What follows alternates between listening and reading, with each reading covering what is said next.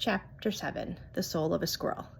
The squirrel was a little unsteady on his feet. His brain felt larger, roomier. It was as if several doors in the dark room of his self, doors he hadn't even known existed, had suddenly been flung wide.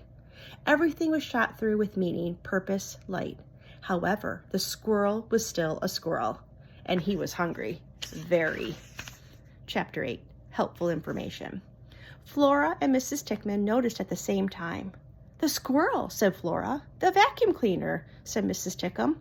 Together they stared at the Ulysses 2000X and at the squirrel, who was holding it over his head with one paw. "That can't be," said Mrs. Tickum. The squirrel shook the vacuum cleaner. "That can't be," said Mrs. Tickum. "You already said that," said Flora. "I'm repeating myself." "You're repeating yourself."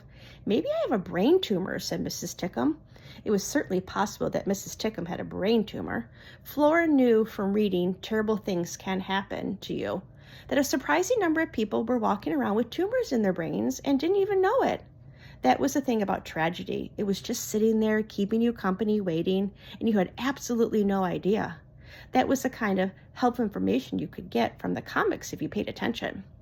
The other kind of information that you absorbed from the regular reading of comics, most particularly from the regular reading of The Illuminated Adventures of the Amazing Incandesto, was the impossible things happened all the time. For instance, heroes, superheroes were born of ridiculous and unlikely circumstances, spider bites, chemical spills, planetary dislocation, and, in the case of Alfred T. Slipper, from accidental submersion in an industrial-sized vat of cleaning solution called Incandesto, the cleaning professional's hard-working friend. "I don't think you have a brain tumor," said Flora. "There might be another explanation." "Uh-huh," said Miss Tickum. "What's the other explanation?" "Have you ever heard of Incandesto?" "What?" said Mrs. Tickum. "Who?" said Flora. "Incandesto is a who. He's a superhero." "Right," said Mrs. Tickum. "And your point is?" Flora raised her right hand. She pointed with a single finger at the squirrel. "Surely you're not implying," said Mrs. Tickum. The squirrel lowered the vacuum cleaner to the ground. He held himself very still. He considered both of them. His whiskers twitched and trembled. There were cracker crumbs on his head. He was a squirrel. Could he be a superhero too? Alfred T. Slipper was a janitor. Most of the time people looked right past him. Sometimes, often in fact, they treated him with disdain. They had no idea of the astonishing acts of heroism, the blinding light contained within his outward, humdrum disguise.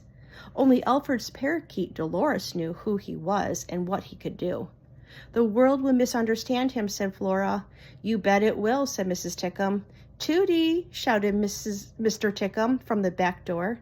"Tootie, I'm hungry." "Tootie? What a ridiculous name." Flora couldn't resist the urge to say it out loud. "Tootie," she said. "Tootie Tickum. Listen, Tootie. Go inside. Feed your husband. Say nothing to him or to anyone else about any of this." "Right," said Tootie. "Say nothing. Feed my husband. Okay, right." She began walking slowly toward the house. Mr. Tickum called out, "Are you done vacuuming? What about the Ulysses? Are you just going to leave it sitting there?"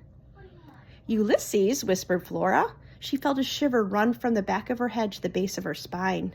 She might be a natural-born cynic, but she knew the right word when she heard it. "Ulysses," she said again. She bent down and held out her hand to the squirrel. "Come here, Ulysses," she said.